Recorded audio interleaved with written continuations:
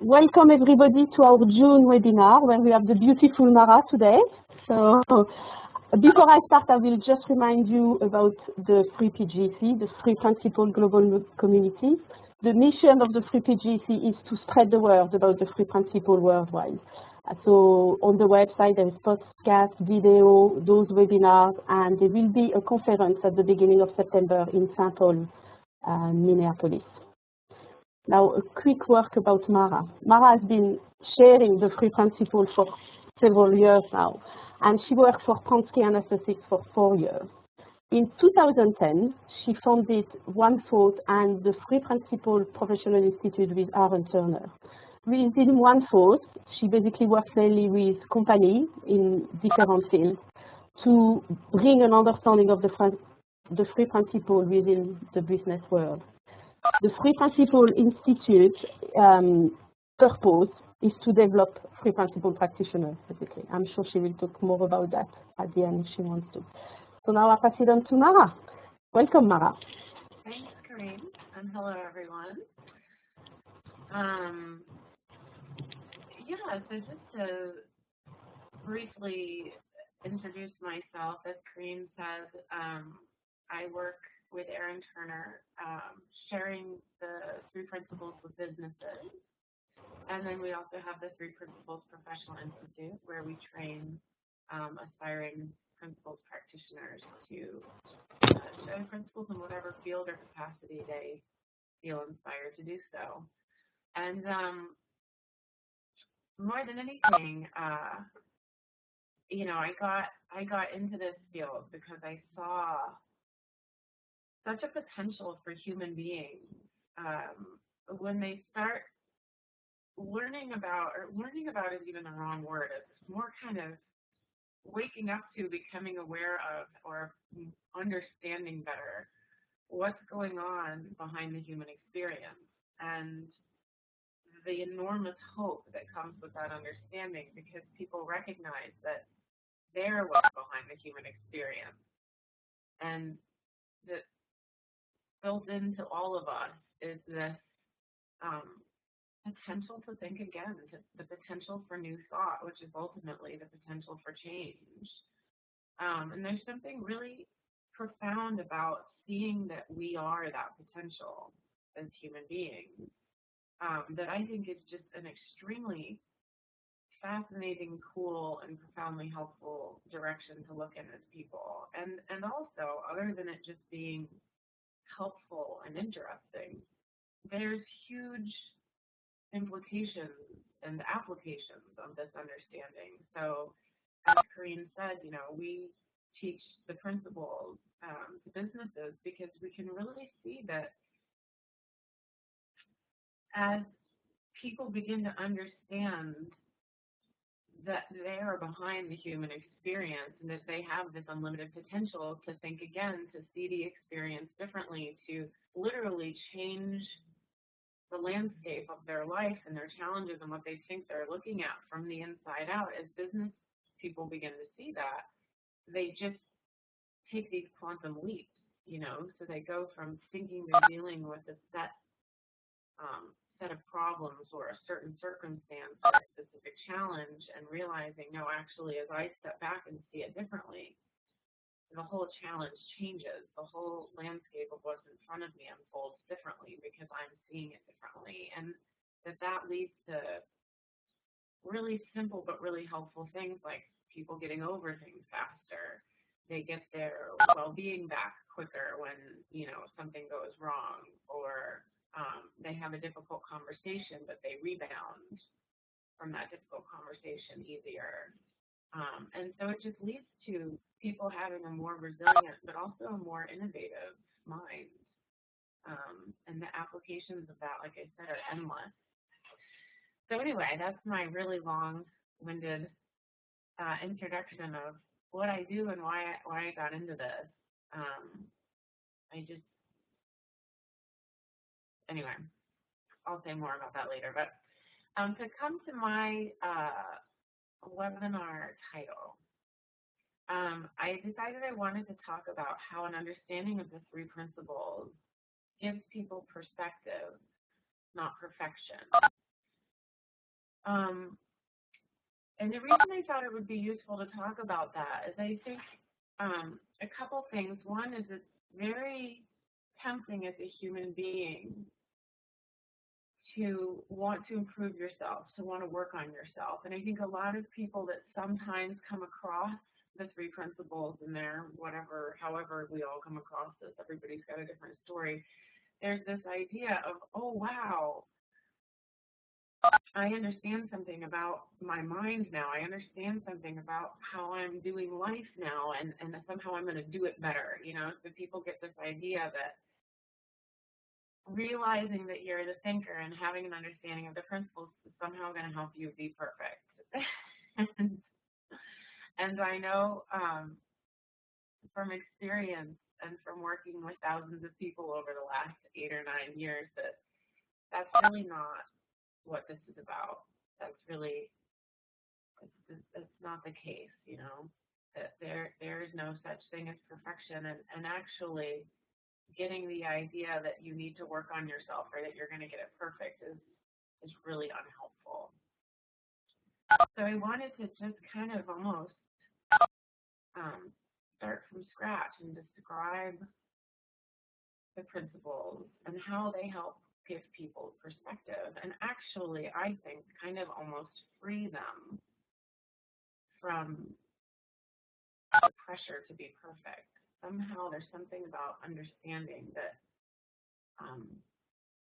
allows us to just be in life as opposed to feel like we need to improve ourselves. So to start from the basics,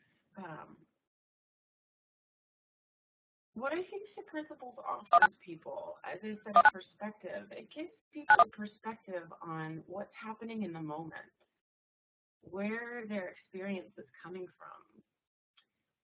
And I know I can only speak for myself, but when I first learned these principles, it was a really almost 180 from the perspective I had on life, meaning that I thought that my experience, what I was going through, what I was feeling in the moment was coming from what was happening in life, you know? So it sounds so silly and simple and obvious, but I thought if good things were happening, then you felt good. And if bad things were happening, you felt bad. And if people were nice to you, you felt good in their presence. And if people weren't nice to you, then you felt bad in their presence. So I kind of went through life more or less assuming that it was happening to me, that the world out there was what was creating the experience more, at least, than what's happening in here.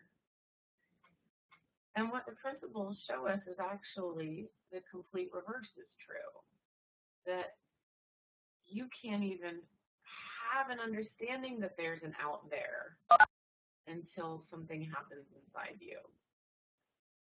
So realizing that the moment we're born, we have this incredible gift of thought that just like our heart starts beating and our lungs start breathing, our mind starts thinking.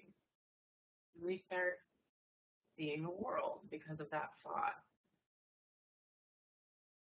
So every experience that we have in any moment is coming to us via that amazing gift or capacity for thought.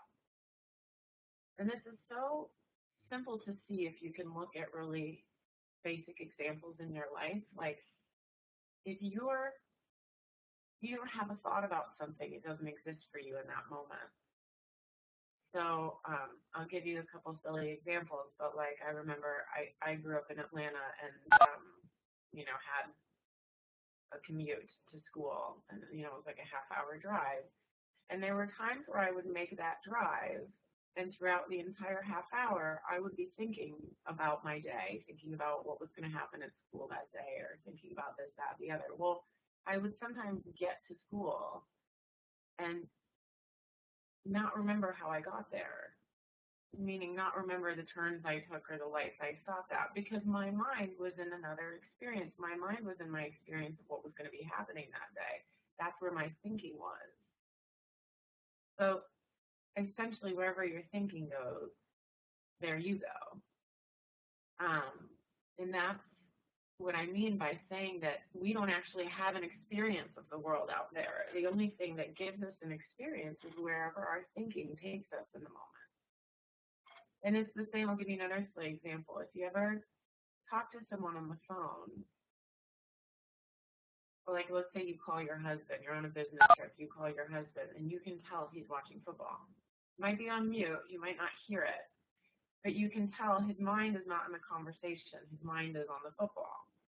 Because, again, you're not creating the experience of that phone call for him. He's in whatever his thinking's in. So if his thinking's interested in the game, then that's the experience he's having. I'll give you one other silly small example.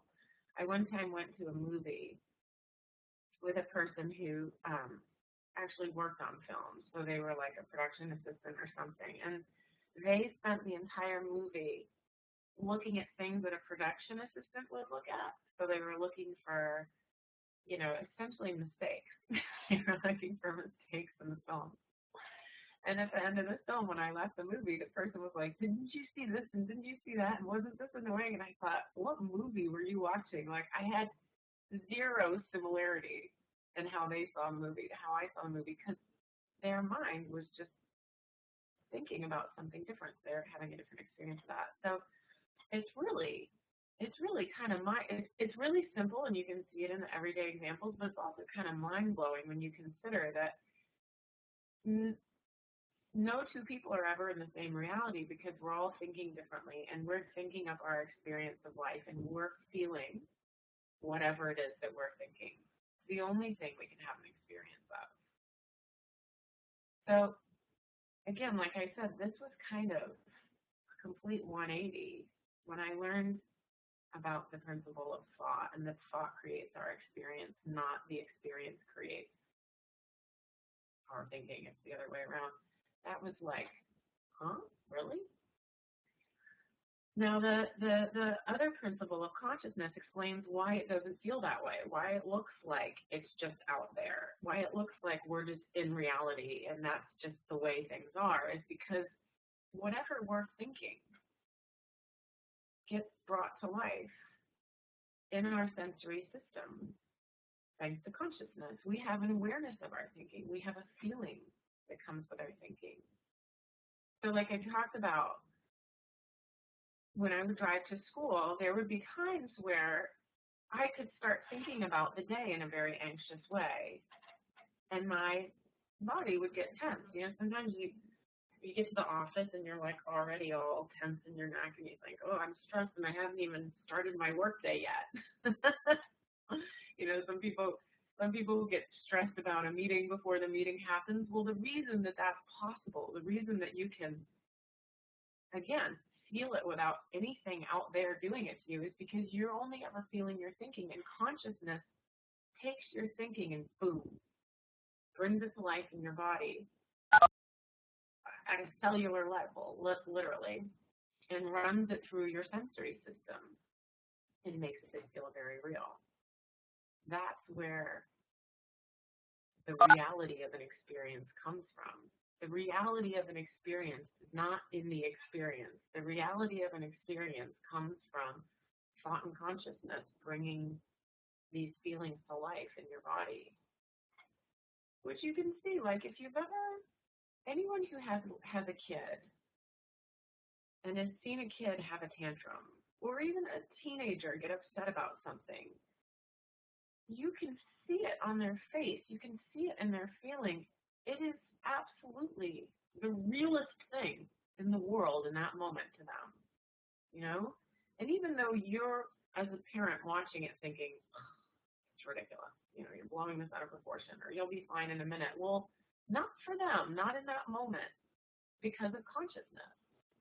Because if we think something is really awful or scary or terrible or the end of the world, we feel it in our body as though it's real and as though it somehow exists in the world. So my mom jokes that when I was a kid, I would come home with a new best friend every day. and I would post, Susie's my best friend now. And my mom would say, well, you know, what happened to Laura? And it was like, who? No, Susie's my best friend now. And it was like, whoever I was into in that moment, that was the best person in the whole wide world. And no one had been that amazing until that person came along. And that really was real for me. In my little world at that age, whoever I was thinking was the you know, the flavor of the month, the top friend of the week, that was the best person that existed in the whole wide world, and there was nobody better than that person. But the funny thing is we, as we get older and, you know, we become adults and we think we have maturity and understanding about life, we miss the fact that we're still doing the same thing. We're doing the same thing as we were doing when we were kids, which is we're thinking up an experience and feeling it as though it's very real because of consciousness, and we think it's right, and we think it's somehow in the world.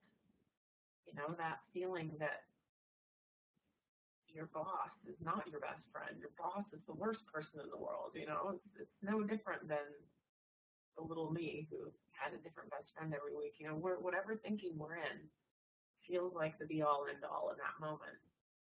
And what's cool about seeing the principles is it gives you some perspective. Oh, yeah, that's true for people, that whatever we're thinking, we're feeling because of consciousness. And it feels like the be-all, end-all. It feels like a hard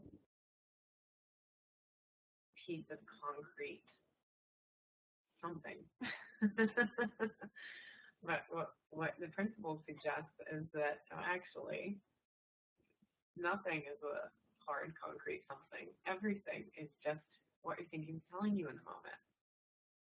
Now, what's so cool about mind, the other principle of mind, is that just beyond whatever thought you're in the moment, whatever piece of reality you've created and are seeing as this very hard, solid thing in the moment, just beyond that is another one, and another one, and another one.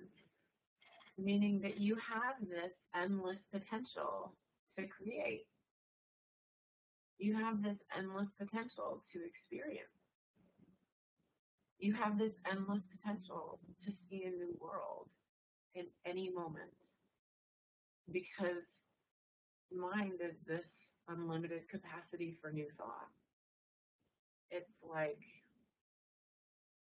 it's the infinite. And what I mean by that is that, you know,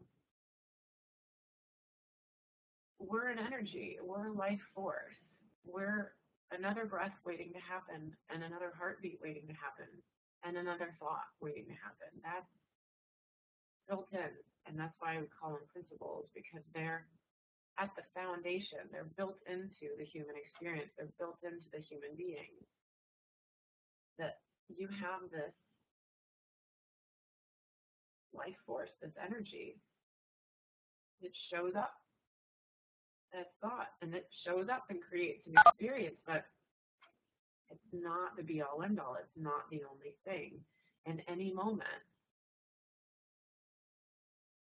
as one thought passes, another one comes. And I know that sounds really silly or really, I don't know, maybe not that special on the surface, but it's the most helpful thing I think a human being can realize they are. And I mean that, not that they do or that they get better at or they get perfect at, but that we are. As human beings, we are an energy. We are an unlimited potential for new thought, and it's built into us. It's our birthright. It's our innate potential. So that's why I say it gets people this understanding, being able to see where the human experience comes from, what it is in nature, like what is it made of, and how that really truly is us. It lives through us. It gives people such a perspective on what's going on in life and going on in the moment. And like I said, I didn't have that perspective until I learned these principles. So I felt very stuck at times in life. It felt like life was doing certain things to me, and I was stuck. I didn't like it, and it felt scary. And it was kind of like, yeah, I guess I'll just get good at coping with the things I can't change and that I have to live with. And now I couldn't possibly see that more differently. I have this new perspective that, wow, actually, I'm not stuck with anything in life. There's no such thing as stuck. I'm just in whatever thinking I'm in, but when that changes or passes, I'm going to have a completely different experience. I'm going to see this completely differently, and then therefore be able to do and feel and be differently. So I'll give a couple examples from my own life to try to make this abstract sort of direction I'm pointing in maybe look a little more concrete or real life, if you will. And I have no idea who was on this webinar, so I apologize if some of these stories are repetitive for some of you, but they're really the places in my life where this perspective has really hit home and helped me tremendously. So as many of you know, I grew up feeling like my dad was a really difficult person to deal with. And like I said, it was 100% coming from him. I really felt like I would go through life kind of doing my thing. And, you know, if he would come home from work or come in the house in a bad mood, it was just boom. I was sort of hit with this really bad feeling, and I would sort of lose my bearings and start to feel very uncomfortable because of his mood. You know, he was, and in my mind, it was for the first 23 years of my life, it was 100% coming from him. So it was how he would talk to me. It was the tone of voice that he used. It was the feeling he created in the house. I truly believed that he was like, almost like this is going to sound so bad, but he was kind of like this illness that we would catch, you know. He'd come home and like, oh, I got a cold now because he's here, you know. And I was doing fine, but now the cold showed up, and now I'm sneezing and coughing, and it really felt like I would catch him in a way, or our house would catch him, or my mom would catch him, and we'd go from being healthy and stable and fine to being under the weather, you know, emotionally. And to cut a very long story short, I struggled tremendously in my relationship with him, and I suffered. I just suffered. I lived in a bad feeling a lot. I was kind of sort of tiptoeing around him, and what was really interesting that I so did not see until I learned these principles is that I made my life miserable even when he wasn't around and blamed him, which I find fascinating now. At the time, I didn't see it, but now that just cracks me up. I would be insecure. I would overanalyze in my head, how am I doing? Am I good enough? You know, and it was all in my thinking, it was all because of him. And you know, I could worry about the next mean thing he was going to say to me for weeks. You know, like I didn't even know what it was going to be, but I'd be sitting waiting with bated breath for the next time for him to hurt my feelings. So not only did I often feel bad in his presence, I spent a lot of time feeling bad on my own and blaming him. So when I learned these principles, one of the first things that I got a new perspective on, and again, not perfection, but perspective, it gave me a new direction to look for what was happening when I was feeling badly about him. Was I heard, when I learned the principles, what I heard, okay, if your whole experience is just coming from your thinking in the moment and consciousness bringing that to life to feel very real, then nobody can make you feel something. That's what I heard. Nobody else is making you feel bad, Marna, because nobody can do that. Only your thinking can do that. And what was interesting is when I first heard it, I was like, no, I'm sorry, that can't be. Because it flew in the face of what I thought my whole life. I'm like, oh no, no. And I heard, but I wanted to argue with it. But there was something about it that I was like, oh, would that be true? Would that be true? No. These principles just haven't met my father yet. You know, like, I just don't think they understand how compelling some people can be. You know, some people's vibe can really penetrate. You know, like somehow, like I said, this virus could get in. He was a very forceful virus. Well, there was something in what I heard that you're only ever experiencing your thinking. Nobody can make you feel something that I couldn't drop it. I couldn't ignore it. I couldn't let it go. And I remember after sitting with it, this is a true story. I actually kind of went home and I was, that can't be true. That can't be true. That can't be true. That just doesn't. And I finally dropped it. And when I dropped it and I started making dinner, all of a sudden I had this sort of rush of insight or new thought because, like I said, I dropped it. Anytime we drop thinking, like I said, the next heartbeat, the next breath, the next thought, you drop thought, you'll get a new one. And that's what happened to me. And all of a sudden, I had this rush of insight. And I truly didn't know whether to laugh or cry because I could see I had been thinking up a really scary experience of my father my whole life. I could see it. I don't know why. I didn't try to. I wasn't.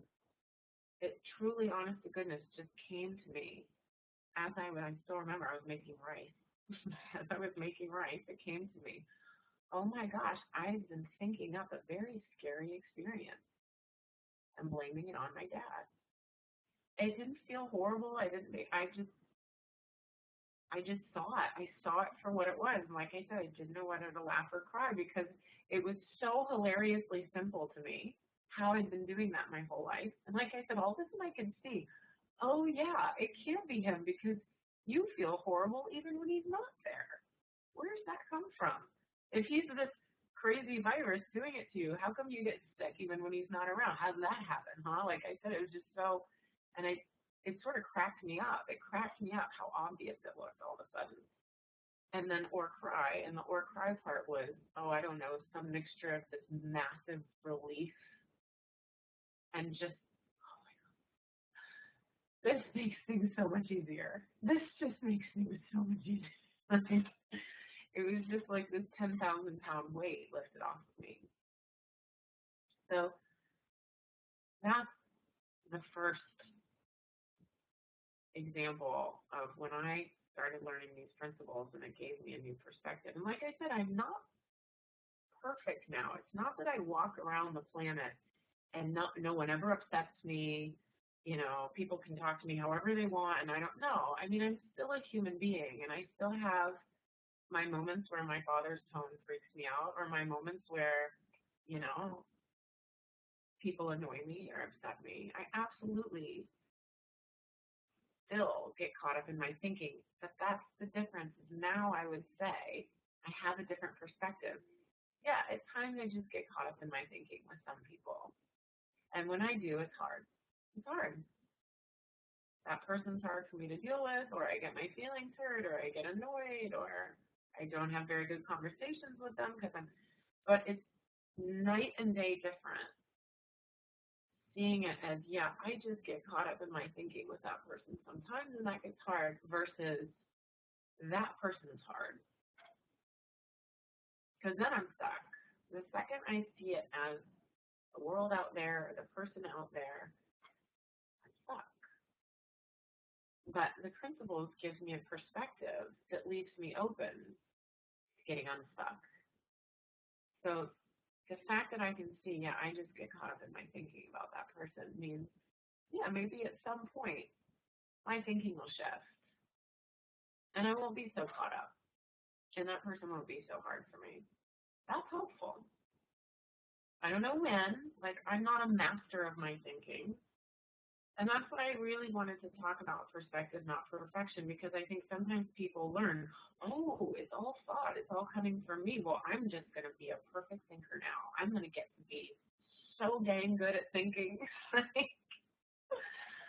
Nay. My experience is you don't want to try to do that, because then you take on a full-time job and you become really annoying to yourself. And it's not necessary. What I love is that it's not necessary. Just like you don't have to get good at your breathing, or you don't have to get good at your heartbeat, it is built into the human system that your thinking will just refresh if you allow it. If you don't get in there and think, like I said, that somehow it's something out there. If you're open to the notion that it's your thinking, and you're open to the fact that the human mind will ultimately refresh itself if you let it, then you'll have yourself get caught up in thinking, and then at some point you'll get unstuck. I know that sounds very passive, and people usually like something to do, but I think, as with everything in life, if you can let it happen, you can go with the flow. It's true of the mind as well. If you can just let your thinking happen, you'll get caught up sometimes, and you'll get over it. You'll just flow. But that seeing where it's coming from, all the difference in the world. And what's amazing, like I said, about that one insight was really helpful to me in the beginning. It gave me such a perspective I didn't have, is I've been able to generalize that to all people in ways that are really helpful. So in terms of,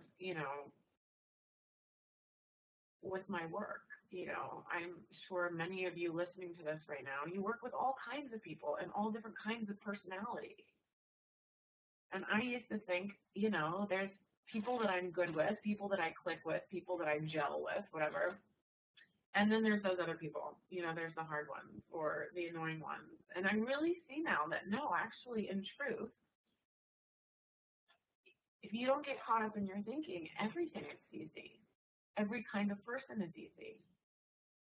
See, that's what's so interesting, is I used to think there were things in life that were hard, situations that were hard, people that were hard. And now I really truly can see, well, if we're living in a thought-created world, then there's just places where my thinking is hard. So again, like I said, that's really hopeful. So there's now, when I work with people, I kind of love all the different kinds of people, all the different kinds of personalities, because as long as I don't lock up or seize up in my mind about different people, I'll find I just naturally see how to be with all of them, how to speak to all of them, how to work with any of them. That was really eye-opening to me, because I didn't know that before. I kind of thought, well, there's the people you do well with, and then the people you don't. That's just the way it is.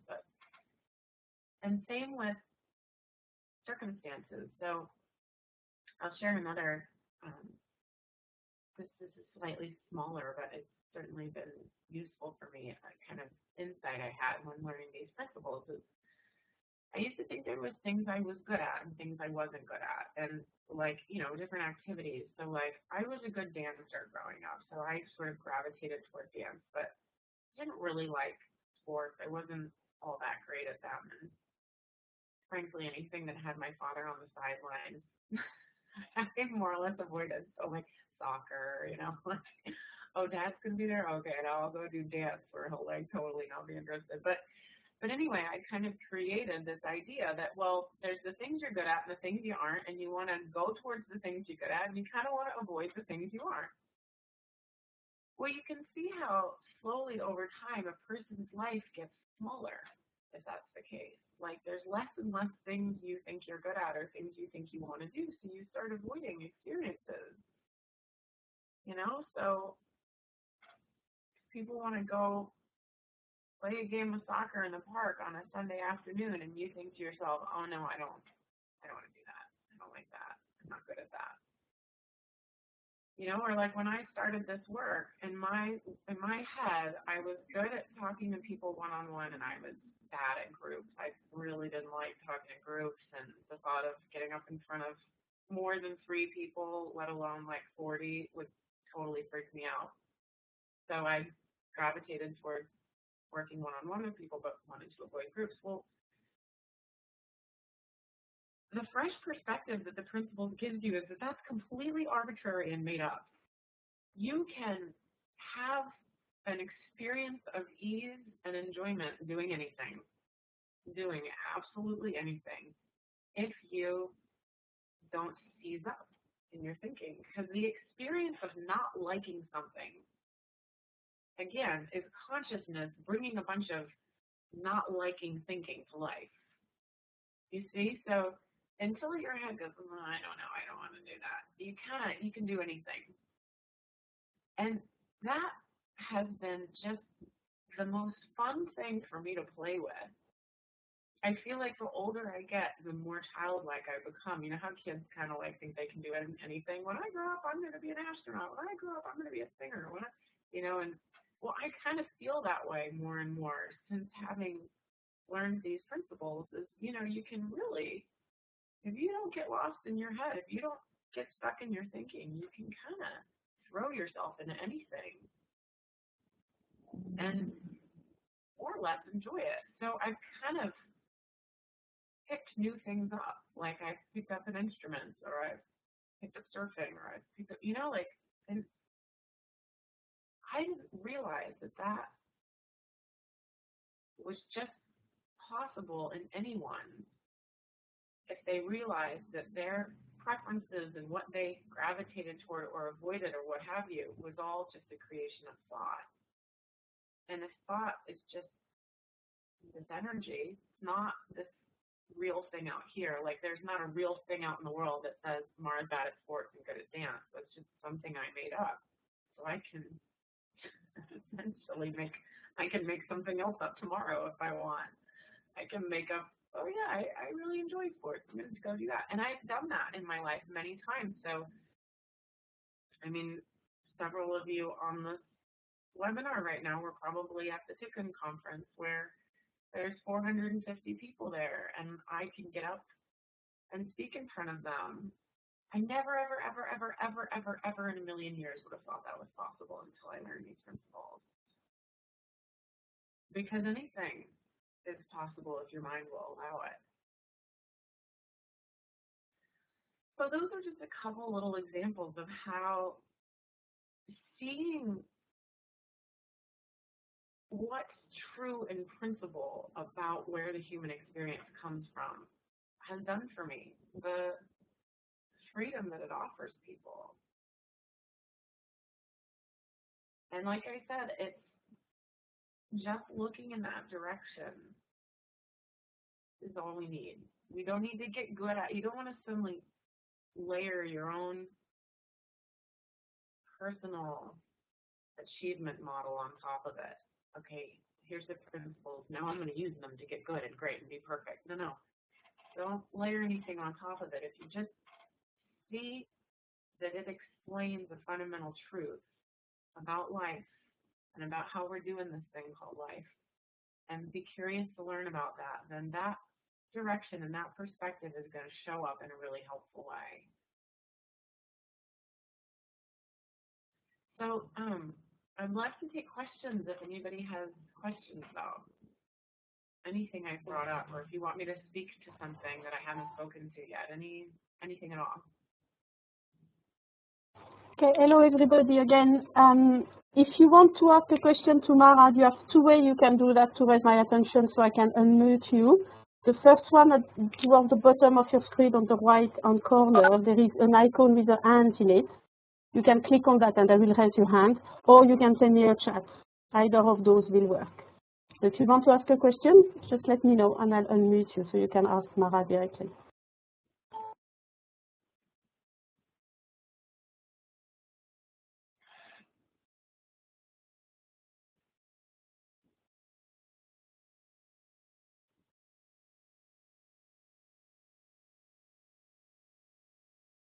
My little hand is on the left-hand side. Did you say that? Sorry, I'm just looking. So So yeah, if people want to ask a question, there's this little hand button down here. It took me a while to find it. That's why I was just saying. I think.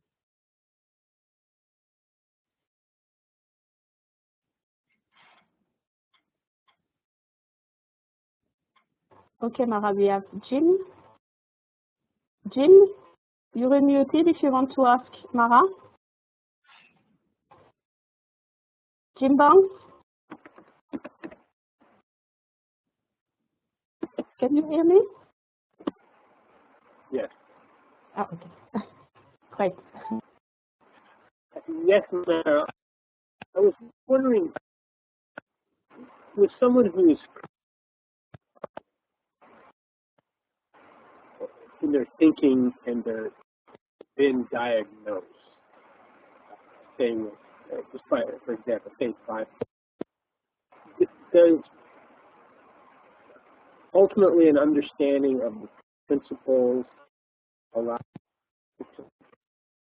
ultimately to clarity so that they can move on from where they're stuck in their thinking? Okay, that was really choppy, so I'm going to tell you what I heard, and then you can tell me what else there is when I missed. I think you said if somebody's really caught up in their thinking and they have a diagnosis. Yes, bipolar. Did you say bipolar? Yes. Okay, and then what? And then what was the rest of it? Can they actually get clarity or something? What'd you say?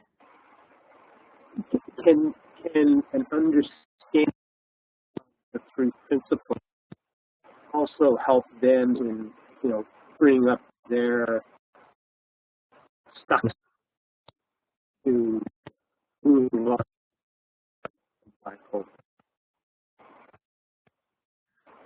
Okay, so I think what you're asking, again, it's really, the connection's really bad, but I think what you're asking is, can an understanding of the principles help someone with bipolar?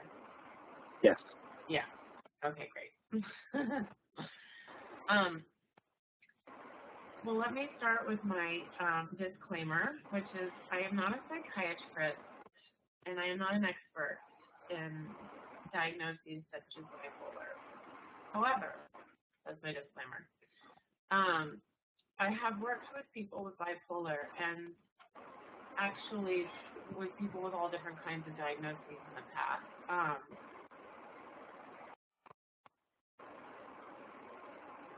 And you have to, like I said, this is my understanding. I'm not saying it's right, but this is my understanding is that as people use their thinking in ways that's really unhelpful or destabilizing or scary. You know how I said consciousness brings whatever you're thinking to life via all your senses on a cellular level. So, and they doctors can actually prove this. There's studies that, and we all know that as you think really stressful thoughts, your blood pressure changes. Your chemical makeup changes. So our thinking affects our physiology and our biochemistry. So people sometimes think in ways in life that really, really mess with their biochemistry such that they create chemical imbalances. And that's when people need medication to balance their chemistry out. Now, what's really interesting, and I've listened to people like, I don't know if you know of Bill Pettit, who's a psychiatrist who teaches the principles oftentimes to, people who have very extreme diagnoses, people who are inpatient hospitalized.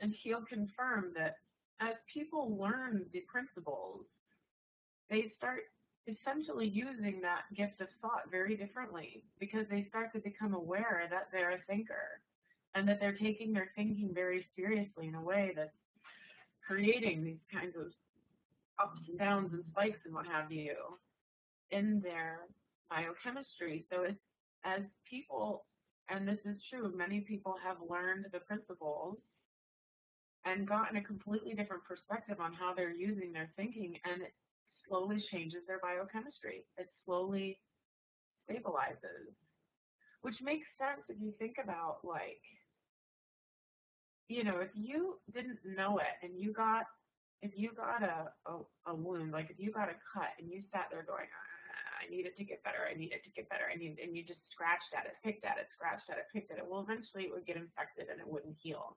And then somebody came along and said, listen, if you just leave that alone, you know, put a little Neosporin and a Band-Aid on it, quit messing with it, it'll heal. And our mind is like that. If we quit messing with it, it'll heal. The intelligence of nature is such that we strive for homeostasis, we strive for balance. So if I drink too much alcohol, my body is going to throw it up at some point because it really wants to go back to balance, and I'm messing with it too much by putting all this alcohol in it, or I'm messing with this cut on my hand by scratching all the time. If we leave our thinking alone, it wants to stabilize itself. And so that's what the people that I've worked with chemical imbalances or diagnoses or who are taking medication, that's what has been the most profoundly helpful thing for them to see. Is totally innocently, it's never on purpose, but totally innocently, they're using their thinking against themselves in a way that's just messing with their system.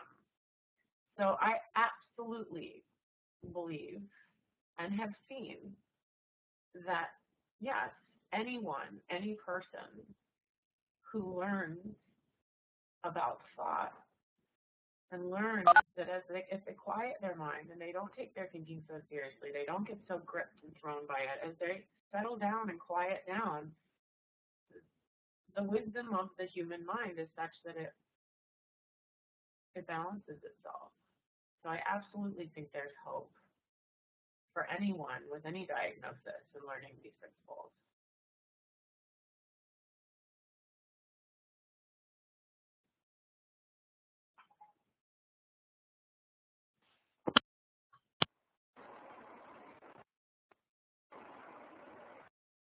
Did that answer your question, Jim?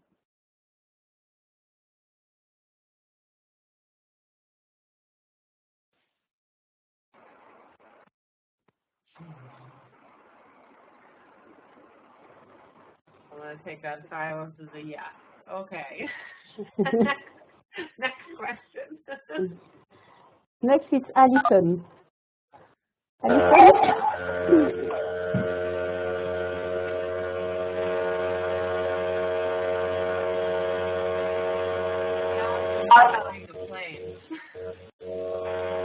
Alison?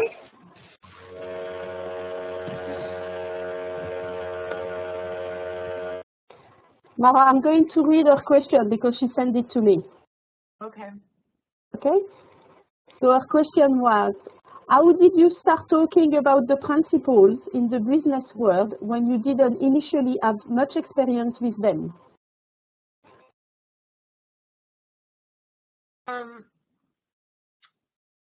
You know what's really interesting? You heard I said, like, we have things we think we're good at and things we think we're not. Like, oh, I'm going to do this because I like this, and I'm going to stay away from this because I don't like this, you know? And I said, it's interesting when you start to realize that's all just a creation of thought.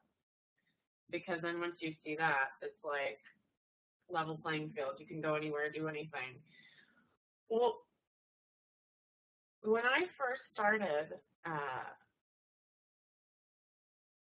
you know, essentially working in the principles, I had this thinking about business, that like the business world was different or special or hard and that made it difficult for me to see how would I ever talk to business people about the principles. And then in learning, because I've been learning for years, but really early in my career, I kind of saw, oh my gosh, what is business? What is a business? It's a bunch of human beings that get together and try to do something. That's my extremely sophisticated definition of a business. But once I saw that, it was like, oh, right, they're just people. And so I talk to them about the principles in the same way I talk to anybody. And it's really interesting because that's what I love about this work is that there's not, people say, well, who's your market? Who's your audience? I'm like, pretty much humans, they're a lot living humans. That's good, This applies to everybody. And again, what I love about it is it's at such a basic, fundamental level what we're talking about here. These principles are just pointing to what's behind the human experience and what's the potential there. And you can talk to 6-year-olds about that, and you can talk to 60-year-olds, you can talk to business people. So I really just had to see that the way I talk to anyone is the same way I would talk to business people. And once I saw that, it got easy. So that's my first part of the answer. And the other part is just that, again, my simple sort of dummy explanation is that businesses are just trying to do a good job. They're trying to make something happen. And ideally, spend less money and have an easier time of doing it. So if it's, manufacturing dining room chairs or, trading bonds, people are just trying to do something and do it well. And ultimately what I find, again, as we're all human beings, they just want to feel good doing it. People want to feel nice, or people want to have an easier time in life. So when I work with businesses, I just go listen to them. I sit down and talk to them and I say, what is it that you're trying to do? And what's hard or easy about that? And what I'm listening for is, where are they stuck in their thinking and they don't realize it's a thinking problem? So I'm not listening to businesses any differently than I would listen to my friend or a kid or a significant other. It's like, well, what's going on in your life? And when you listen to people like that, you can hear ways in which they think they're dealing with something that's hard. And once I hear that, I can help them by saying, oh, actually, I can share these principles with you that's going to help you see it from a different perspective. And you're not going to see it as a hard thing. You're going to see it as just something you've gotten stuck in your thinking about. And so we talk to businesses with the orientation that all human beings have the solutions to what they're trying to do, what they're trying to accomplish, in a new state of mind, in a fresh rush of thinking. Just like I saw that thing about my dad, it was like, oh, suddenly he wasn't a challenge anymore. And that's what we're helping business people see, is that if you can have new thought about something, it's not a challenge anymore. And that's really cool, because the business world oftentimes doesn't realize that. Well, because human beings oftentimes don't realize that. Like I said, what are businesses? They're just a bunch of people. People often don't realize that their challenges aren't in the world out there. And we can show them that. And that gives people a serious advantage in life and in the business world. So that's what I talk to them about. Okay, thank you, Mara. Now you have Janet that wants to ask a question. Okay. Up to you, Janet. Hey, Mara. Oh, hey, Janet. Hey. Long time no see. I know. Gosh, that's 48 hours, eh? Yeah, right. You missed me already. Oh, yeah. That's why I'm here. But for me, it was just a comment, really, just to say thank you, the way in which you explained the principles. In fact, the way in which you just started speaking about it just felt so nice and so easy and simple and clear. For me, it's the clearest I've heard it explained. So thank you for that. Wow, thanks, Janet. Yeah. I thought I did kind of a sucky job because I was getting used to the fact that I'm staring at a screen and not really a person. So I appreciate you saying that because I had to kind of get over my thinking about the screen thing in the beginning there. No, that was it. Thank you. Yeah, thanks, Janet. So maybe We have one more question, Mara, from Conti. Conti, you're on? Would you say something about the role of unconscious thought? Say something about the role of unconscious thought? Yeah, please. Okay. Well, the thing I love about the principles is it really simplifies it. So, like, I don't know about you, but I went to school and I studied psychology for a while, and then I stopped that because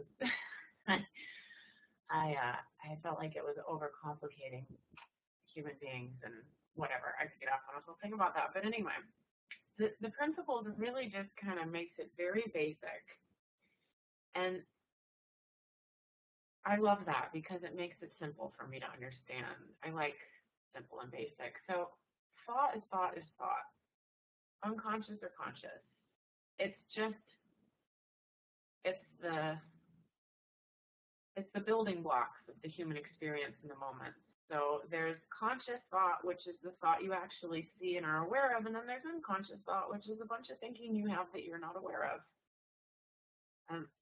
I mean, I would venture to guess that we probably have closets full of thinking that we don't know we have, that we're not conscious of.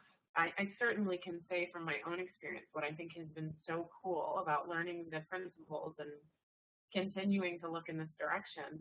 I keep kind of almost tripping over thought. Like, I think that? Like, all of a sudden, I remember I had this moment. Some of you may have heard this story, but I had this moment years ago when I had been learning about the principles for a couple years. And I remember because, I knew that your feeling can only ever come from your thinking in a moment. I knew that. Well, one Sunday afternoon, I was walking around my house in a sort of agitated feeling. I describe it as this like, just this like annoying buzz in the background, and it had the feeling of do something productive, clean something, organize something, get ready for Monday. It was like this little voice essentially telling me, look productive, be productive, do something productive, because that's what you do, Mara. You're supposed to be productive, be a good little girl, do something, and it had this annoying buzz to it. And all of a sudden, I stopped in my tracks because I felt it, and I suddenly became aware of the feeling. I had been in it. I kind of been in it all morning, but I wasn't aware of it. All of a sudden, I became aware of it, and I was like, ew, why do I feel this annoying buzz? Where's this pressure coming from? I feel this pressure. All of a sudden, I thought, I was like, wow, you think you're supposed to look productive all the time. I had never seen that thought before. And I remember having the feeling, wow, I think that? I do. I think I should look and feel productive all the time. So on a Sunday morning, when I don't really have anything going on, and I could possibly just lay around and relax like some people do, I'm not able to because I have, up until this moment, had this unconscious thought that I should walk around and look productive. And it creates this feeling in me. But all of a sudden, I became aware of it. It went from an unconscious thought to a conscious thought, and I could suddenly see it and feel it for what it was. And I was like, oh my God, that's a thought. What do I know about thought? It's made up. You can think again. Whew, great. Because I don't really want to feel this way all day on a Sunday. But it was really interesting to me. And I remember it sounds so silly, but that has totally changed my life. Like, I can actually chill and have a nice time in ways that I couldn't before just because I'm aware of something in my thinking that I wasn't aware of before. And I remember after having that experience, I thought, God, there must just be so much stuff that I think that I don't even know I think. But it's kind of like a fun game. Like, oh, I wonder what I'll come across next. I wonder what ridiculous thinking I'll trip over next Sunday. So that's my take on it about the whole conscious unconscious thing. But I think people worry a lot about unconscious thought. And what I love about the principles is you don't have to worry about it. We all have tons of thinking we don't know we have. But if you point in this direction, you'll start to uncover things without even trying to.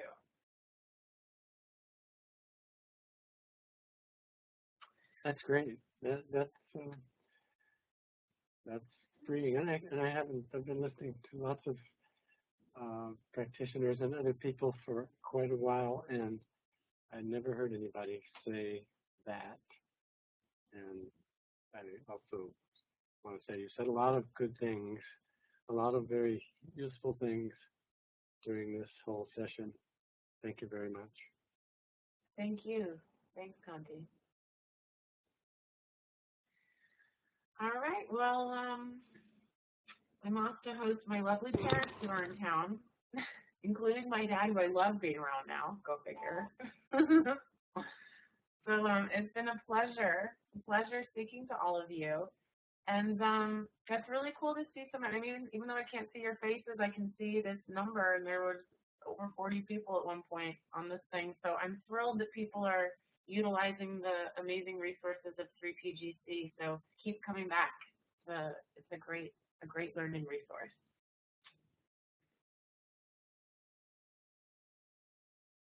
Thank you very much, Mara, for this amazing webinar.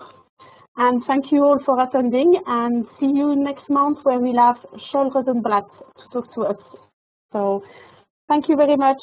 Have a nice day or a nice evening. I really encourage anyone to come to the conference in September if you can. It'll be great. I'll be there. We can give each other a high five in person, whoever you people are. Bye, Green. Thanks. Thank you, Mara. Bye-bye. Bye-bye all.